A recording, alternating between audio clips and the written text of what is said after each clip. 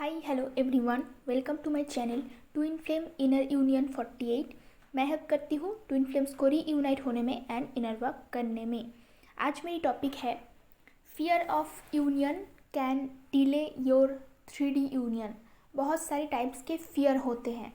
यहाँ पे मैं बस यूनियन के लिए जो फियर होते हैं डीएफ में उसके बारे में डिस्कस करेंगे। अगर आपको personal guidance, inner work classes, meditation class की ज़रूरत हो, मेरी नंबर आपको डिस्क्रिप्शन बॉक्स में मिल जाएंगे। आप व्हाट्सएप करोगे तो मैं आपको क्लासेस और फीस की डिटेल्स दे दूँगी। ओके, तो चलते हैं टॉपिक पे। एक बात पहले क्लियर कर देती हूँ, आप लोगों के अंदर फियर इश्यूज़ रहते हैं, तभी जाके वो फियर इश्यूज़ डीएम आपको मिरर करते हैं। डीएम के अंदर अलग से फियर इश्यूज़ पैदा नहीं होते हैं, वो डीएफ के अंदर ही होते हैं। जैसे कि आप बोलते हो ना कि डीएम आपके लिए स्टेप्स नहीं ले पाते, घर वालों से बात नहीं कर पाते, सबके सामने आपके बारे में नहीं बोल पाते, आप लोगों की रिलेशनशिप के बारे में नहीं बोल पाते, वो डरते हैं, घर वालों से बात करने में डरते हैं। उन्हें डर लगता है आपसे मिलने में, उन्हें डर लगता है कि रिलेशनशिप, जो बोलते हैं ना डीएम की रिलेशनशिप्स का कोई फ्यूचर नहीं है, हम लोगों के जो रिलेशनशिप है इसका कुछ फ्यूचर नहीं है, ये नहीं टिकेगा, तो बेटर है कि तुम जाके कहीं और शादी कर लो, मैं कहीं और कर लेती हूँ।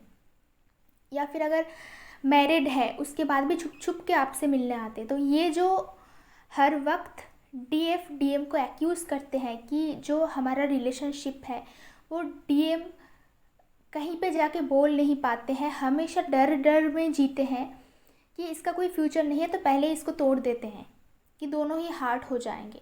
तो ये सिचुएशन क्यों क्रिएट होता है? क्रिएट होता है क्योंकि डीएफ के अंदर ये सारी फियर इश्यूज़ है। अभी आप लोग नहीं मानोगे कि नहीं है हम लोग के अंदर ये इश्यूज़, बट आप लोगों के अंदर ही है, तभी जाके डीएम आपको मिरर कर रहा है।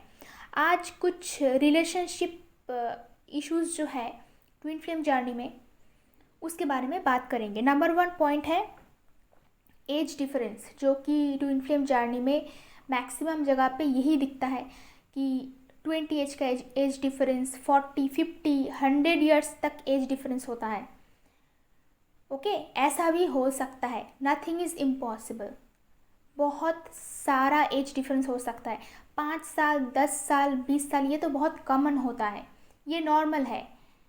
अगर 5 साल 10 साल की एज डिफरेंस हो तो दिस इज़ नॉर्मल, ये तो मैक्सिमम हो जाता है, और मैरिज भी यहाँ पे हो जाता है, यूनियन आसानी से हो जाता है। बट उससे भी ज़्यादा अगर एज डिफरेंस हो, लाइक 30 ईयर्स, 40 ईयर्स, 50 ईयर्स के अगर एज डिफरेंस होता है, तो उसमें कुछ दिक्कत आते हैं। तो वहाँ पे क्या करना चाहिए वो तो अलग टॉपिक पे चले जाएंगे, बट मैं यहाँ पे आपको बोलना चाहती हूँ कि ये जो इश्यूज़, मैंने जितनी भी सारी डीएफ्स की काउंसलिंग करवाई, जितनी भी सारे मैंने इनर वर्क क्लासेस ली हैं, सारे के सारे डीएफ के अंदर ही डर है कि हमारा तो एज डिफरेंस बहुत ज़्यादा है, 5 साल 10 साल की एज डिफरेंस, वो भी उन्हें लग रहा है कि बहुत ज़्यादा एज डिफरेंस है, जो कि आजकल की सोसाइटी में आराम से 10, 12, 15 साल की एज डिफरेंस में आराम से शादियाँ हो रहे हैं। दुनिया बदल रहा है, आपको बदलना चाहिए, आपकी माइंड सेट को बदलना पड़ेगा। आप डर डर के जियोगे तो सेम एनर्जी है ना, डीएम आपको मिरर करेंगे, उसके अंदर भी डर पैदा हो जाएगा। आपको बोल्ड स्टेप लेना है, आपको पहला कदम रखना है, आपकी माइंड सेट चेंज करनी है, तब जाके आपकी ट्विन फ्लेम जर्नी में सुधार आएंगे। तो चेंज कहाँ करना है? आपकी जो थिंकिंग प्रोसेस। ऑफ कोर्स आप लोगों की मैरिज हो सकता है, अगर 10 to 15 ईयर्स, 20 ईयर्स का एज डिफरेंस है तो कुछ भी इम्पॉसिबल नहीं है। अगर आप दोनों ही अलग अलग जगह मैरिड हो तब भी हो सकता है, यूनियन हो सकता है, मैरिज भी हो सकता है, सब कुछ पॉसिबल है, एवरीथिंग इज़ पॉसिबल। तो पहले आपके खुद के अंदर से, ये जो आप बार बार बोल रहे हो ना, इसको आप मैनिफेस्ट कर रहे हो, बार बार बोल रहे हो जो कि एज इतना डिफरेंस है तो हम लोग क्या करेंगे क्या करेंगे, ये जो आप लोग बोल रहे हो क्या करेंगे, तो डीएम तो और भी बोलेंगे, क्योंकि वैसे ही देखा जाए वो आपसे कितना छोटा है, उसकी एज उतना नहीं है कि वो बोल्ड स्टेप्स ले पाए, आप बड़े हो, इसीलिए तो डीएफ को बड़ा बनाया जाता है मैक्सिमम टाइम पे, कि ताकि इनर वर्क आप कर रहे हो, इसलिए पहला कदम आपको रखना है, सब कुछ चेंज आपको करना है। बेसिकली रिलेशनशिप का जो कार है उसको आपको ही चलाना है। इसलिए मैक्सिमम टाइम पे मैंने एक और वीडियो में बोली थी कि मैक्सिमम टाइम पे डीएफ एज में बड़ी होती है, क्योंकि इनर वर्क उनको करना होता है। बहुत ही कम एज की लड़की इनर वर्क के लिए एलिजिबल नहीं होगा, उनको ये सारी स्पिरिचुअलिटी की ज्ञान समझ में नहीं आएगा। बट आजकल तो कॉलेज की लड़कियां भी आ रहा है ट्विन फ्लेम जर्नी में, मेरे पास स्टूडेंट्स आ रहा है कि वो कॉलेज में भी पढ़ते हैं। तो आजकल बहुत जल्दी मतलब बहुत कम एज में उन लोगों को पता चल रहा है अपनी ये ट्विन फ्लेम जर्नी के बारे में। ये सब अभी शुरू हुआ है आजकल। तो क्या करना है आपको, खुद के अंदर से ये जो आपकी डर है ये खुद के अंदर से निकालना है। Number 2 point, married twin flames. तो हम लोग अलग अलग जगह पे मैरिड है। मतलब आप जो डीएफ हो, आप बोलते हो ऐसे कि मैं मैरिड हूँ, मेरा डीएम भी मैरिड है, तो हम लोग कैसे मिलेंगे। ये जो आपके अंदर डर है, आप इनर वर्क तो कर रहे हो, इनर वर्क कैसे कर रहे हो, डर डर के। तो आपको फियर इश्यूज़ पे काम करना है। आप मैरिड हो, आपका डीएम हो सकता है अनमैरिड है, आपका डीएम हो सकता है मैरिड है, आप अनमैरिड हो। ऐसा बहुत सारी सिचुएशन जिसको हम थर्ड पार्टी सिचुएशन भी बोलते हैं। तो थर्ड पार्टी तो ट्विन फ्लेम जर्नी में कॉमन है, ये आपको पता है। सारे के सारे जितनी वीडियोस निकलते हैं, जितनी चैनल्स हैं, वहाँ पे आपको पता ही होगा कि third party is very common. वो हमारी यूनियन में हमें हेल्प करते हैं। तो थर्ड पार्टी आएंगे ही आएंगे, आप रोक नहीं सकते। चाहे उनका मैरिड थर्ड पार्टी हो, उनकी बीवी हो, या फिर अनमैरिड भी हो सकता है। ओके, तो ये अंदर से ये डर, ये जो फियर है, इसको निकालना होगा कि इनर वर्क करने से कुछ ना कुछ ऐसा सोल्यूशन निकल के आएंगे कि वो हम सब के लिए सही रहेगा। वो डीएफ के लिए, डीएम के लिए, थर्ड पार्टी के लिए अगर बच्चे हैं तो बच्चों के लिए, सबके लिए ऐसा एक सिचुएशन क्रिएट होगा जो कि पहले से आप बिल्कुल इमेजिन नहीं कर पाओगे। और हाँ, ऐसा होता है। मुझे भी पहले बहुत डर लगता था कि होगा क्या, क्या होगा, कैसे होगा। ऐसी कॉम्प्लिकेटेड सिचुएशन मेरे लिए नहीं था, बट ऐसा भी कम कॉम्प्लिकेटेड भी नहीं था।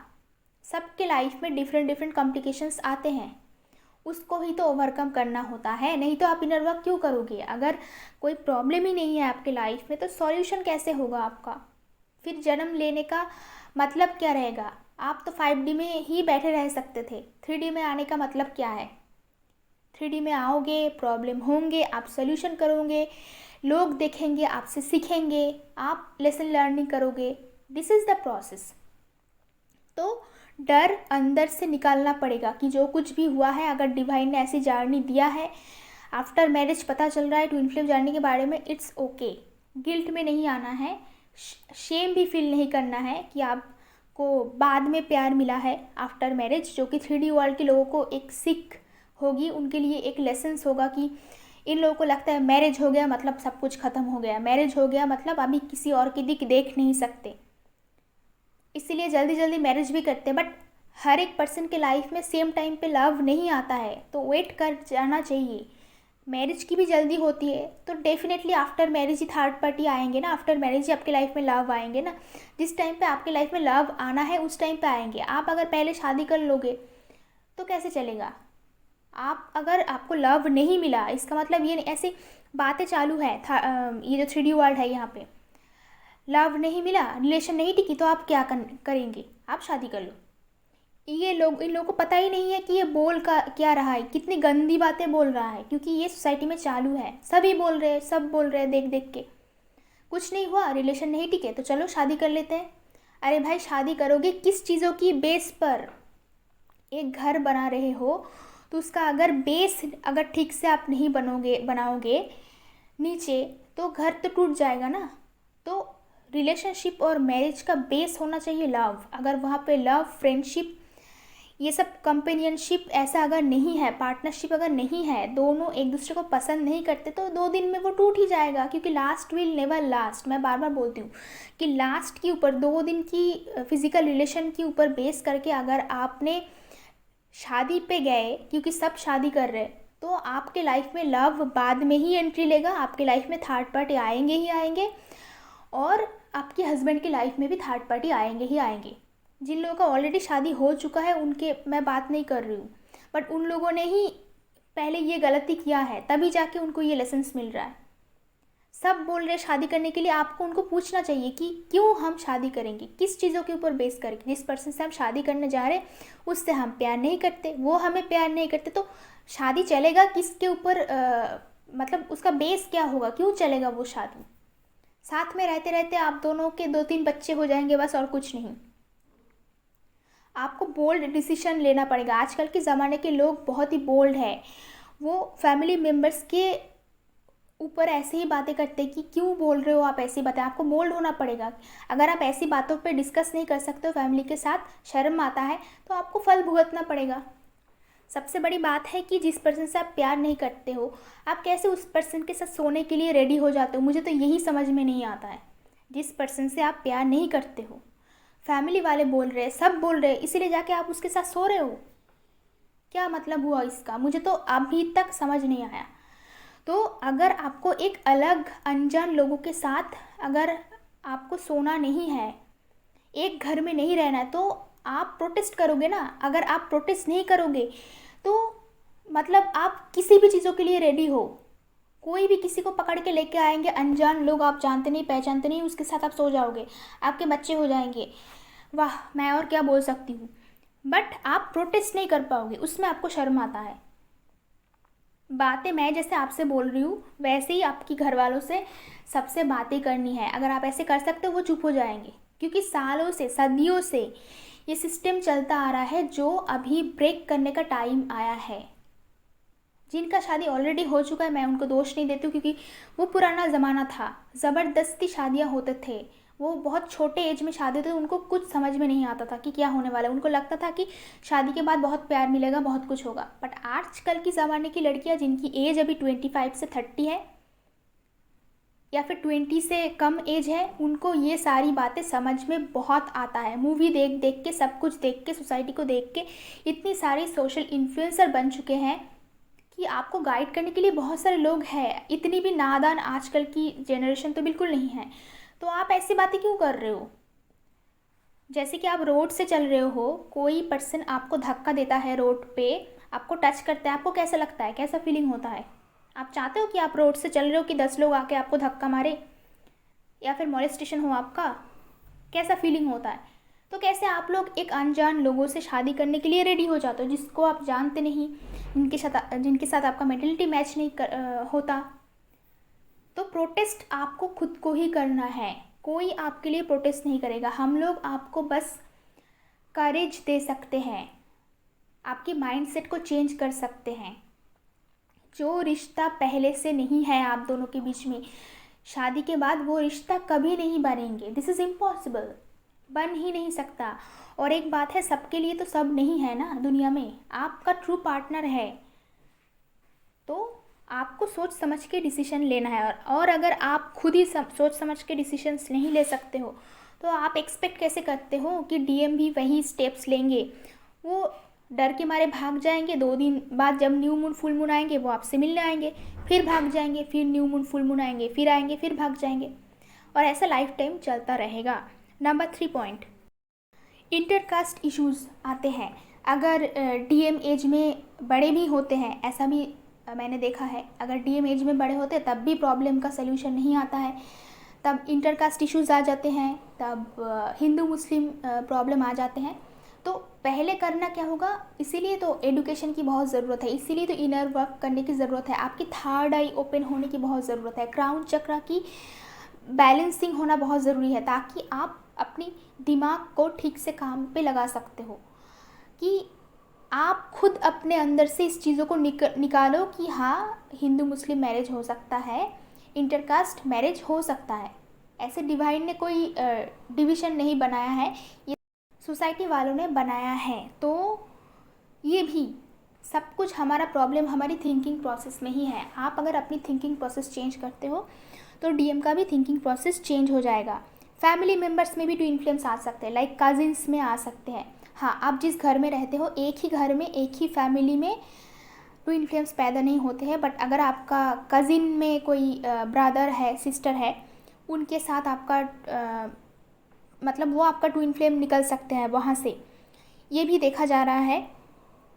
तो वहाँ पे भी प्रॉब्लम आ सकता है, क्योंकि हमारी सोसाइटी इसको एक्सेप्ट नहीं करते हैं कि कजिन्स के अंदर जो मैरिज होते हैं या फिर लव रिलेशन होते हैं, तो इसके बारे में भी आपको ही प्रोटेस्ट करना पड़ेगा। देखो, छुप छुप के तो कोई काम नहीं चलेगा ना। तो अगर आप इसको खुद एक्सेप्ट नहीं करते हो कि हाँ, हम दोनों के रिलेशन में हम भाई बहन होते हैं, ऐसा लाइक कजिन्स में है हमारी, तो दूर के रिश्तेदारों में भी होते हैं, खुद की भी कज़िन हो सकता है आपका, वहाँ से भी निकल के आ सकता है। तो अगर ऐसा होता है तो आपको ही बोल्ड स्टेप्स लेना पड़ेगा। अगर डिवाइन को कोई प्रॉब्लम नहीं है इस रिश्ते में, मैं एक ही बार बोलूँगी कि डिवाइन को अगर प्रॉब्लम नहीं है, डिवाइन अगर ऐसे बना रहे हैं तो आपको उसको मानना पड़ेगा। बट हाँ, खुद की जो फैमिली होते हैं, खुद की फैमिली में भाई बहन में ट्विन फ्लेम्स पैदा नहीं होते हैं।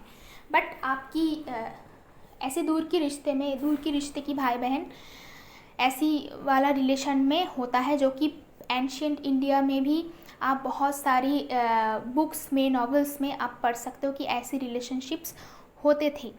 तो ऐसा भी ट्विन फ्लेम्स है। तो इसके लिए आपको खुद को आवाज़ उठाना पड़ेगा और ज़बरदस्त इनर वर्क करना पड़ेगा। सेम सेक्स इश्यूज़ जो कि आजकल बहुत ही देखा जा रहा है, पहले भी बहुत थे बट छुपा हुआ, लोग इसको एक्सेप्ट नहीं करते हैं। बट ये जो 2023 है, इसमें बहुत सारी सेम जेंडर के लोग शादियां कर रहे हैं, तो ये अब बड़ा इशू नहीं है। ऐसे बहुत सारे सेम जेंडर के कपल को मैं देख रही हूँ आजकल, वो लोग धूमधाम से शादियां मना रहे हैं। They are very very educated, very talented. Social media में वो लोग हैं और बहुत बड़ा बड़ा काम कर रहा है। बहुत बड़ा बड़ा यूट्यूबर, मेकअप आर्टिस्ट, बहुत सारे लोगों को मैं देख रही हूँ कि वो लोग धूमधाम से शादियां कर रहे हैं और फैमिली मेम्बर्स भी मान रहे हैं। ये अभी आजकल के ज़माने में इतना बड़ा इशू भी नहीं है। इसीलिए मैं बोल रही हूँ कि खुद के ऊपर काम करें। इनर वर्क करने का मतलब है डीएफ को एक छोटा मोटा सेलिब्रिटी लाइक बनना पड़ेगा। बड़ा सेलिब्रिटी नहीं, बट एटलीस्ट 10 to 20 पीपल आपको पहचाने। सोसाइटी में आपको पहचान बनानी है। आपके अंदर जो हुनर है, जो आपकी टैलेंट है, क्वालिटीज़ है, उनको बाहर निकल के आना है, ताकि लोग आपकी पर्सनल लाइफ में इंटरफेयर ना करें। अगर आप ऐसी पर्सन बन जाते हो कि लोग आपको छू नहीं पाते, आप ऊपर की लेवल की पर्सन बन जाते हो, जिसको हम हायर वाइब्रेशनल लेवल बोलते हैं, तो लोग आपकी जो पर्सनल लाइफ है उसमें इंटरफेयर करना बंद कर देंगे। तो सबसे पहले आपको खुद की एक पहचान बनानी है। इस सोसाइटी पैसे और पावर को एक्सेप्ट करते हैं, इसीलिए तो इतना इनर वर्क के लिए बार बार आपको बोला जा रहा है कि अगर आप एक ऐसी सर्टेन जगह पे पहुंच जाते हो जहाँ पे हायर क्वालिटी की, हायर लेवल की लोग, आर्टिस्ट और बड़े बड़े लोग रहते हैं, वहाँ पे आपकी पर्सनल लाइफ, वहाँ पे भी आपकी पर्सनल लाइफ को लेके लोग परेशान रहेंगे, बट आपको टच नहीं कर पाएंगे, पीछे बातें करेंगे। तो ऐसी एक जगह पे आपको पहुँचना है कि नॉर्मल लोग, 3D वर्ल्ड के जो लोग हैं, वो आपको परेशान ना कर पाए, आप अपने लिए खुद की एक दुनिया बना सको। तो इसीलिए आपको खुद को ही कोशिश करनी है।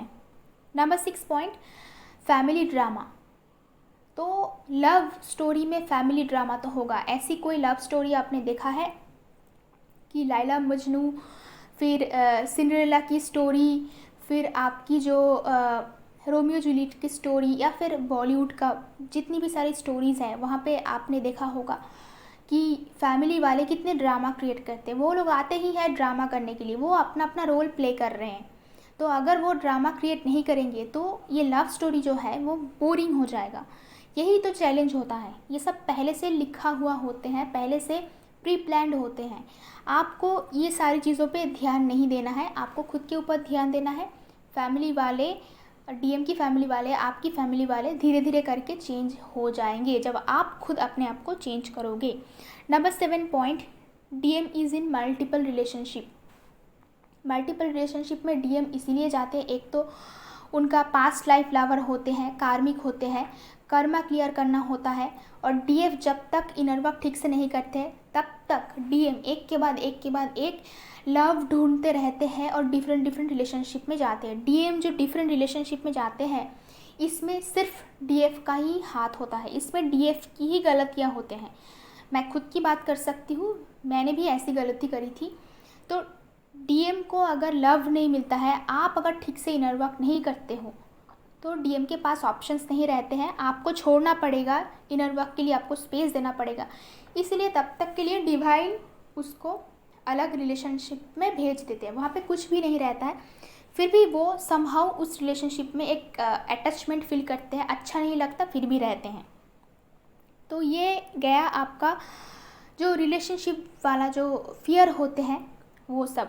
तो कुछ ना कुछ प्रॉब्लम लाइफ में आएंगे ही आएंगे। अगर ये लव स्टोरी है तो वहाँ पे कुछ ना कुछ प्रॉब्लम होंगे, उसको ओवरकम करके फिर हीरो हीरोइन मिल सकते हैं। ये आपने हर एक स्टोरी में देखा है, अदरवाइज स्टोरी बोरिंग हो जाता है।